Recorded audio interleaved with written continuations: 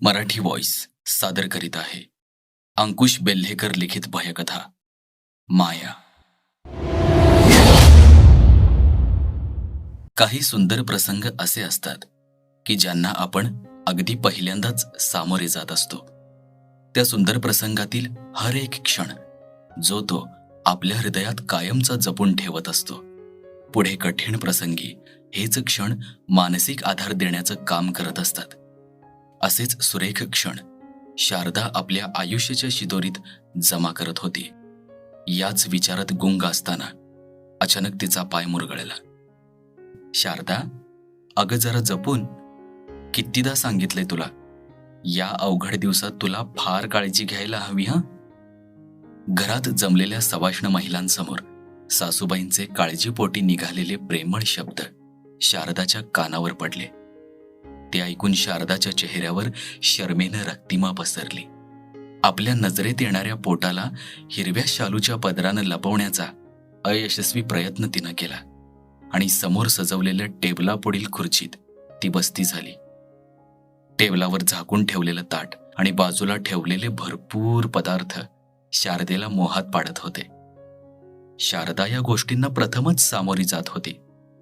काही महिलांनी शारदाला औक्षण करण्यास सुरुवात केली, तर काही महिलांनी मोठ्या आवाजात गीत रामायणातील पदे म्हटली. ओठात थांबुनी सशब्द आशा लाजे, डोहाळे पूर्वा रघुकुल तिलका माझे. मज उगा वाटते वनी विहारा जावे, पाखरासारखे मुक्त स्वरांनी गावे. कानात बासरी वंशवनातील वाजे, वाटते धरावे कुशीत पाडस भोळे. मज आवडती ते विशाल निर्मळ डोळे, चुंबीन त्यास मी भरवीन चारा चोजे. चुंबीन त्यास मी भरवीन चारा चोजे. घरातलं वातावरण अगदी उल्हासदायी झालं होतं. शारदा आपल्याच धुंदीत भविष्यात घडणाऱ्या घटनांचं कल्पनाचित्र मनःपटलावर रेखाटत त्या कल्पना विलासात रमत होती. डोहाळे जेवणाचा कार्यक्रम होऊन काही दिवस उलटले. माहेरची आठवण तिला आता सारखी येत होती, पण सासूबाईंनी दिलेलं प्रेम तिला सासरीच बांधून ठेवत होतं. सासूला माहेरी जाण्यासंबंधी विचारणं सुद्धा तिला स्वार्थी आणि कर्म कठीण वाटत होतं. अशाच एका रम्य सकाळी शारदा ऊन खात बाहेर बसली असताना सासूबाई अचानक एक मोठी बॅग घेऊन तिच्या समोर आल्या आणि समजावून सांगू लागल्या. शारदा, हे बघ, यामध्ये तुला लागणारे सगळे कपडे आणि सुकामेवा पण ठेवलाय बर का. एकदा पाहून घे. आणि हो, वर काही पैसे सुद्धा ठेवले आहेत. हे पैसे तू तुझ्याजवळच ठेव. सासूबाईंच्या बोलण्याचा बोध होतो ना होतो तोच शारदानं तिच्या पतिदेवांना रिक्षातून शारदाच्या आई वडिलांना बरोबर आणलेलं पाहिलं. ती लगेच उठली आणि वेगानं दरवाजाकडे धावली. आईच्या गळ्यात स्वतःला अगदी झोकूनच दिलं तिनं. तिचं अवघडलेपण या मातृभेटीत कुठंही बाधा ठरलं नाही. आईच्या मिठीतून सुटून ती वडिलांच्या पाया पडण्यासाठी वाकणार, तोच वडिलांनी तिच्या खांद्याला पकडून वर उचललं आणि आपल्या छातीशी भिडवलं. प्रेमानं थोपटलं तिला. हे नाजूक क्षण शारदा भरभरून जगत होती. सासूबाई आणि शारदाचे पती या प्रसंगाचे साक्षीदार होऊन प्रेमानं तिला न्याहाळत होते. सासूबाईंनाही आपल्या सुनेचं मन कळत होतं बरं, कारण सासू होण्याआधी तीही एक आईच होती ना. आई वडिलांनी थोडी विश्रांती घेऊन लगेच निघणार असल्याचं सांगितलं. शारदाची बॅग अगोदरच तयार होती, त्यामुळं कोणतीही वेगळी तयारी करण्याची गरज नव्हती. औपचारिकता पूर्ण करून सगळेच घराबाहेर निघाले. शारदेला सासूबाईंचे आभार कसे मानावे हे समजतच नव्हते. निघताना भावनांचा अतिरेक झाला आणि शारदा सासूच्या गळ्यात पडून रडू लागले. साहजिकच सासूचेही डोळे पाणावले. शारदा बाई, तू निघालीस, पण देवाच्या पाया पडलीस की नाही? जा बरं, लवकर नमस्कार करून ये. जीभ दाताखाली दाबत शारदा स्वतःवरच हसली आणि घरात गेली. देवापुढं दिवा लावून तिनं सर्वांचे आशीर्वाद स्वतःच्या बाळासाठी मागत हात जोडले.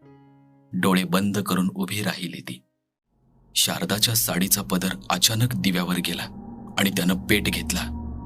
कसल्याशा कारणानं नुकत्याच घरात आलेल्या सासूबाईंचं लक्ष या पेटलेल्या पदरावर गेलं. तशा त्या धावत आल्या आणि चपळाईनं ती आग विझवली. ईश्वर कृपेनं संकट टळलं. या विचारातच तिच्या सासूनं तो जळालेल्या पदराचा तुकडा फाडून घेतला आणि बाजूच्या खिडकीतून बाहेर टाकला. शारदाला बाहेर घेऊन येतेवेळी सासूबाईंना त्याच खिडकीजवळ काहीतरी संशयास्पद हालचाल जाणवली.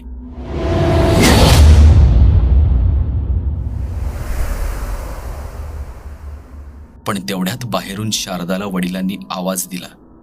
घडलेला हा विचित्र प्रसंग तिथंच सोडून सासू आणि शारदा पुन्हा बाहेर आले. तोपर्यंत रिक्षाही दारापुढं हजर झाली होती. रिक्षात शारदा आणि तिचे आई वडील बसले. हात उंचावून शारदानं सासूबाईंचा निरोप घेतला. तिला आता खूपच हलकं वाटत होतं. तिच्या हक्काच्या घरी ती जाणार होती. आनंदात होती ती. इकडं सासूबाई मात्र काहीशा त्रस्त वाटत होत्या. शारदाचा पदर पेटण्यामागं काही अशुभ संकेत तर नसेल ना? आणि त्या खिडकीजवळून कोण पळालं? देवा, तूच बघून घे बाबा. खूप मायाळू आहे रे पोर. काही संकट येऊ देऊ नको तिच्यावर. अरे सहन नाही होणार तिला. तिची सासू रोजच आपल्या सुनेसाठी गाऱ्हाणं घालू लागली होती. कुठंतरी भीतीदायक तरंग मनात सारखेच जाणवत होते. शारदाचे दिवस पूर्ण होत आले होते.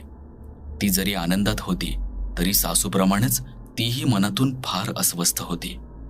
या गोष्टीची कुठंही वाच्यता न केल्यानं त्या मनातच कुढत होत्या. एव्हाना तिला प्रसूती वेदना सुरू झाल्या होत्या. तिची काळजी आई योग्य रीतीनं घेतच होती, पण वेदना असह्य होत होत्या. वेळेच्या आतच तिला दवाखान्यात दाखल केलं. सासूबाईंनाही निरोप पोहोचला. तो मिळताच त्यांनी निघण्याची तयारी केली आणि दुसऱ्या दिवशी त्या दवाखान्यात आल्या. शारदाला समोर पाहून त्या चकित झाल्या, कारण ती कमालीची अशक्त वाटत होती. पण सगळी आपलीच माणसं जवळ असल्यानं ती जरा निश्चिंत होती. भल्या सकाळीच डॉक्टरांनी तिला प्रसूतीगृहात नेलं. तिथं डॉक्टरांपुढं मोठा पेच प्रसंग उभा राहिला, कारण खूप प्रयत्न करूनही शारदाला भूल चढतच नव्हती. आणि ती जर चढली नाही तर शारदेच्या जीवाला धोका होऊ शकतो हे त्यांच्या लक्षात आलं. तिला आता सहन होत नव्हतं. वेदना सहन करण्याच्या पलीकडं होत होत्या. डॉक्टरांपुढं आता एकच पर्याय होता, तो म्हणजे जास्त क्षमतेची भूल देणं आणि प्रसूती करून तिला मोकळी करणं. दुसरा पर्याय त्यांच्याकडे नव्हता. शारदाच्या घरच्यांना याची कल्पना डॉक्टरांनी दिली. या व्यतिरिक्त दुसरा पर्याय आणि वेळही नसल्यानं घरच्यांनी नाईलाजानंच डॉक्टरांना अधिकची भूल देण्यास परवानगी दिली. या भूलीमुळे शारदा थोडी शांत झाली. प्रसूती झाल्यानंतर डॉक्टरांनी बाळाचा चेहरा शारदाच्या अर्धवट उघड्या डोळ्यांना दाखवला. ती जरा सुखावली. जी भूल अगोदर चढायला हवी ती आपला प्रभाव नंतर दाखवू लागली.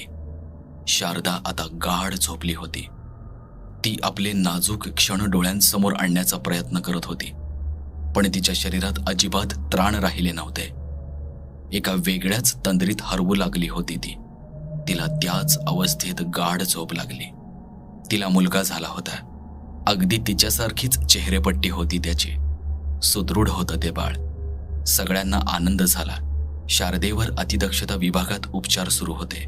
कुणालाही तिला भेटता येत नव्हतं. सगळ्यांच्या चेहऱ्यावर चिंता दाटली होती. सासूबाई तर रडकुंडीला आल्या होत्या. आणखी काही दिवस तिला अतिदक्षता विभागात ठेवावं लागेल असं डॉक्टरांनी सांगितल्यानं त्यांना फार भीती वाटत होती. शारदा प्रसूतीनंतर एकदाही बोलली नव्हती, पण पर्यायच नव्हता. नुकतंच जन्मलेलं ते बालक आपल्या आईविना पोरकं वाटत होतं. शारदा अचानक गाढ झोपेतून जागी होऊ लागली. वेळ रात्रीची असावी. ती चांगलीच शुद्धीत आली होती. आपल्या आजूबाजूला तिला कोणीही ओळखीचं दिसत नव्हतं. अंधार फार असल्यानं ती गोंधळून गेली. तिला आपल्या बाळाची आठवण झाली. सगळं देहभान हरपून शारदा तशीच घराकडे निघाली. प्रचंड हलकं वाटत होतं तिला. घराभोवती बरीच गर्दी जमा झालेली दिसली. शारदानं ते पाहिलं आणि ती घाबरली. तिला वाटलं, अरे देवा, आपल्या बाळाला तर काही झालं नसेल ना? ती तिच्या आईकडे धावली, पण आई तिच्याकडे पाहायलाही तयार नव्हती. रडत मात्र होती. तिचे पती, वडील आणि सासूबाई सगळेच रडत असल्याचे तिनं पाहिले. आता तिची पक्की खात्री झाली की आपलं बाळ गेलंय म्हणून कोणीही आपल्याशी बोलत नाहीये. ती मोठमोठ्यानं दाय मोकलून रडू लागली. शारदा पुन्हा बेशुद्धावस्थेत गेली, पण तिला शुद्धीवर यायला फार वेळ लागला नाही. अंत्ययात्रा पुढे जाताना तिनं पाहिली तशी ती सर्व शक्तीनिशी धडपडत बाळाचा चेहरा पाहण्यासाठी अंत्ययात्रेमागे धावू लागली. तिला आपला पती पुढं चालताना दिसला तशी ती रागानं लाल बुंद झाली. जाब विचारायचा होता तिला. ती पतीकडे धावली. आवाज देऊनही हा आपल्याकडे पाहत का नाही हे समजल्यावर तिचा संताप अनावर झाला. तिनं त्याचा हात पकडून जोरानं मागं खेचला. एखादा विजेचा झटका बसावा तसा तो मागं फिरला आणि तो तसा फिरताच त्याच्या कडेवर असलेलं आपलं बाळ शारदेनं पाहिलं. तिचं मातृहृदय पाझरलं. पटापट ती आपल्या बाळाचे मुके घ्यायला लागली. तिचा पती पडता पडता राहिला होता. काही लोकांनी त्याला सावरलं. तेवढ्याच शारदेचं लक्ष आपल्या बाळावरून हटलं आणि तिरडीवरच्या प्रेतावर गेलं. ते प्रेत इतर कुणाचं नसून शारदेचंच होतं.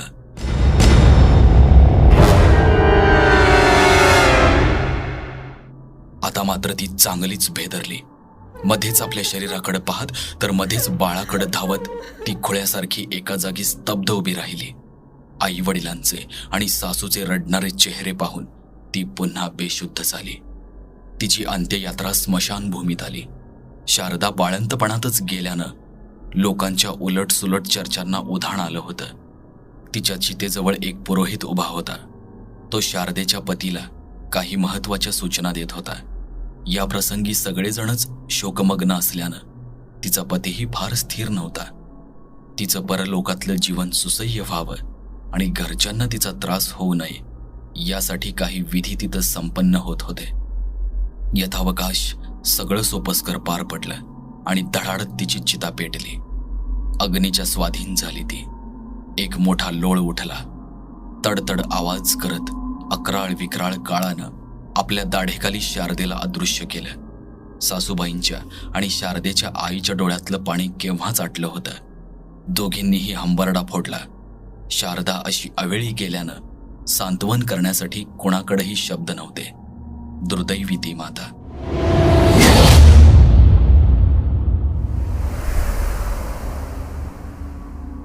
हा सगळा प्रकार एकीकडे सुरू असतानाच दुसरीकडे मात्र भलतंच चित्र दिसत होतं.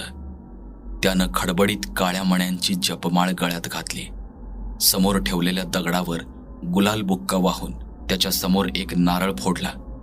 चेहऱ्यावर पाशवी हास्य खदखदत होतं त्याच्या. डोळ्यातला सुरमा आणखीनच गडद झाला. बाटलीतली काही दारू त्यानं त्या दगडावर ओतली आणि उरलेली एका घोटात संपवली. समोर ठेवलेल्या पिशवीतून त्यानं एक वस्तू बाहेर काढली. त्या पुडीभोवती गुंडाळलेला काळा दोरा त्यानं सोडला. त्या कपड्यात एक लिंबू होता आणि त्याला बऱ्याच टाचण्या खोचलेल्या होत्या. एक एक टाचणी तो सावकाश काढू लागला आणि बोलू लागला. शारदे, हे बघ, तुझ्या या कपड्यांचं काम आता केव्हाच संपलंय आणि या कपड्यातून आता तू मुक्त झालीयस. यापुढं तू माझी गुलाम असशील, कारण हाच एकमेव मार्ग तुझ्या समोर आहे. मी तुला घ्यायला येतोय. तुझी इच्छा पूर्ण करायची असेल तर तुला माझ्याशिवाय पर्याय नाही, हे लक्षात ठेव. अगं, तुझ्या घरातल्या देवांना सुद्धा मी केव्हाच बांधलंय. तुझ्या साडीचा हा तुकडा हा तर मी तुझ्या देवासमोरूनच घेऊन आलोय. तो माझं काही वाकडं करू शकत नाही. तू मात्र आता तयार राहा. विकट हास्य करत तो मांत्रिक एकटाच बडबडत होता. जुनाट फुटलेल्या गडाळात वेळ पाहत तो घाईनं उठला. अंगावरची काळी लुंगी काढून साधे कपडे चढवले. त्याचं झोपडी वजा घर जरा आडबाजूलाच होतं. त्यानं घर एका गंजलेल्या कुलुपानं बंद केलं. हातात पिशवी घेऊन तो स्मशानाकडे निघाला. अंधार पडायला सुरुवातच झाली होती. स्मशानाला सुरक्षा भिंती नसल्यानं ते चारही बाजूंना मोकळे होते. मांत्रिकाला स्मशानात दोन तरुण शारदाच्या अस्थींची राखण करत असल्याचं लांबून समजलं. त्याच्यासाठी या गोष्टी नवीन नव्हत्या. लगेच स्वतःच्या सामर्थ्यानं त्यानं या दोन तरुणांची नजरबंदी केली.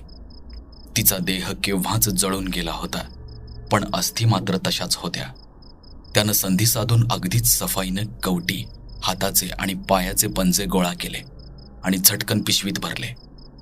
चपळाईनं तो निघाला. त्याच्या चेहऱ्यावर इप्सित साध्य झाल्याचे क्रूर भाव स्पष्ट दिसू लागले होते. झपाझप पावलं टाकत तो घरी येत होता. वाटेतच त्यानं दारूच्या काही बाटल्या आणि विधीसाठीचं काही साहित्य खरेदी केलं.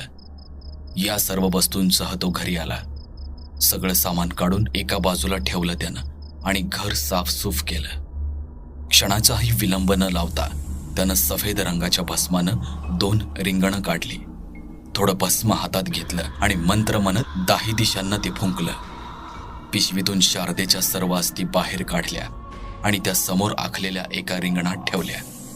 त्या मांत्रिकानं एक साडी, बाळाचे कपडे, बूट, कंगवा, आरसा तसेच एका क्रीडेसाठी लागणारा पूर्ण शृंगार आणि 7 प्रकारचे गोड पदार्थ तिच्यासाठी ठेवले. साधारण कपडे उतरवून तो आपल्या काळ्या कपडीत सज्ज झाला. समोरच्या गोलाकार दगडावर त्यानं शेंदूर भासून एक दिवा पेटवला. भरपूर अगरबत्त्या त्या बाजूलाच खोचल्या. गर्द सुगंधाची वलय खोलीत भरून राहिली. दारूचा आणि वशाटाचा नैवेद्य त्या दगडाला दाखवला. त्याचं दैवतही भलतंच विचित्र होतं. चांगलं वाईट त्याला समजत नव्हतं. आपला भक्त सांगेल तेच करायचं एवढंच त्याला माहीत होतं. मांत्रिकही आपल्या देवाचे भलतेच लाड पुरवायचा. चांगलं वाईट हा भेदच त्यांना कळत नसे. शारदेचा पदर पेटवायचं काम सुद्धा याच दगडानं केलं होतं. मांत्रिक जारण मारण याच देवामार्फत करतं. शारदा या मांत्रिकाची शिकार झाली होती. तिचा मृत्यू सुद्धा यानंच घडवून आणला होता. हे कामच होतं त्याचं. एखादी गर्भवती महिला नजरेत आली की तो तिचा पिच्छा पुरवायचा. तिचे केस किंवा अंगावरचा कपडा मिळवण्यासाठी तो भानामतीसारखे प्रकार करायचा. आणि एकदा का या वस्तू त्याला मिळाल्या की तो त्यावर तंत्रक्रिया करायचा. हे सगळे अघोरी प्रकार त्या गर्भवतीच्या गळ्याचा प्रसूतीनंतर घोट घेत असत. या अवस्थेत स्त्रीच्या इच्छा आणि शारीरिक यातना या आपल्या उच्चतम सीमेवर असतात. आपल्या बाळाचं प्रचंड आकर्षण त्या स्त्रीला निसर्गतःच असतं. त्याच्याकडूनच त्यांना हा त्रास सहन करण्याची असाधारण शक्ती मिळालेली असते. ती माता आपल्या बाळासाठी कोणत्याही अग्निदिव्यातून जाण्यासाठी तयार असते. आणि नेमका याच गोष्टीचा फायदा मांत्रिकाला घ्यायचा असतो. तिच्या मृत्यूनंतर तिच्या शरीराचे अवशेष गोळा केले जातात आणि त्या मृतात्म्याला आवाहन केलं जातं. बीजमंत्राच्या सहाय्यानं मृतात्मा खेचून आणली जाते आणि मंत्रशक्तीनं तिला बांधलं जातं. तिला तिच्या बाळाचं आमिष दाखवून त्यासाठी काहीही कामे करून देण्यास सांगितलं जातं. ती बिचारी माता आपल्या बाळासाठी हे सर्व करायला अजिबात मागपुढं पाहत नाही. परलोकातील नियमाप्रमाणे बाळंतपणात गेलेल्या स्त्रीवर कोणतंही बंधन नसतं. तिला अडवणं सहज शक्य नसतं, कारण ती एका आईची पवित्र आत्मा असते. तिच्या मार्गात येणाऱ्या प्रत्येकालाच वाईट परिणाम भोगावे लागतात. मांत्रिकानं एव्हाना आपला विधी सुरू केला होता. मंत्रोच्चाराचा परिणाम आजूबाजूच्या वातावरणावर जाणवत होता. कुत्र्यांसारखे प्राणी लांब लांब निघून जात होते. झाडावरच्या पक्ष्यांचं ओरडणं भीतीयुक्त वाटत होतं. इकडं मूर्छित असलेली शारदा कुठंतरी शुद्धीवर येत होती. रात्र गडद होत होती. तिला तिचं बाळ पुन्हा दिसू लागलं. ती वेगानं घराच्या दिशेनं आली. घरात प्रवेश करणार तोच तिला झटका बसला. कुठली तरी अज्ञात शक्ती तिला घरात प्रवेश करू देत नव्हती. वारंवार प्रयत्न करूनही तिला घरात जाता येत नव्हतं. क्षणोक्षणी तिचा राग वाढतच चालला होता. काहीही करून तिला बाळाला भेटायचं होतं. अंत्यविधी झाल्यानंतर लोकांच्या सांगण्यावरून शारदाची सासू आणि पती एका भगताकडून काही गंडेदोरे घेऊन आले होते. घराची शुद्धी आणि शांती करवून घेतली होती. त्यामुळेच तिला आत जाणं कठीण होतं. पण तिच्या सामर्थ्यापुढं ते गंडेदोरे शेवटी फोल ठरले. तिनं घरात प्रवेश केलाच. तो ऊर्जेचा प्रचंड स्रोत घरात शिरल्यानं सासूबाई आणि पतीची पाचावरच धारण बसली. समोर शारदा उभी असल्याचं त्यांनी पाहिलं आणि दोघेही खाली कोसळून पडले. समोर झोपलेलं बाळ दृष्टीस पडताच ती त्याच्या दिशेनं पुढे गेली. पण अचानकच बाळ अदृश्य झालं. तिच्या नजरेसमोर फक्त अंधार पसरला. तेवढ्यात तिला बाळाच्या रडण्याचा आवाज आला आणि ती आवाजाच्या दिशेनं आपोआप ओढली गेली. काही क्षणातच तो आवाज तिला एका दारापलीकडून येत असल्याचं समजलं. तिनं सरळ लाथ मारून तो दरवाजा उघडला आणि आत प्रवेशली. तिथं तिला तो तांत्रिक आपल्या बाळावर काहीतरी प्रहार करत असल्याचं दिसलं. रागानं बेभान होऊन ती तांत्रिकावर धावली, पण व्यर्थ. अस्थि ठेवलेल्या रिंगणात ती कशी खेचली गेली हे तिचं तिलाच समजलं नाही. ही कमाल तिच्याच हाडांची होती. आखलेल्या रिंगणाबाहेर तिला पडता येत नव्हतं. समोर ठेवलेलं एक खेळण्यातलं बाळच तिला सत्य भासू लागलं होतं. त्या बाहुलीवर तो मांत्रिक तिळाचा मारा करत मंत्र उच्चारत होता.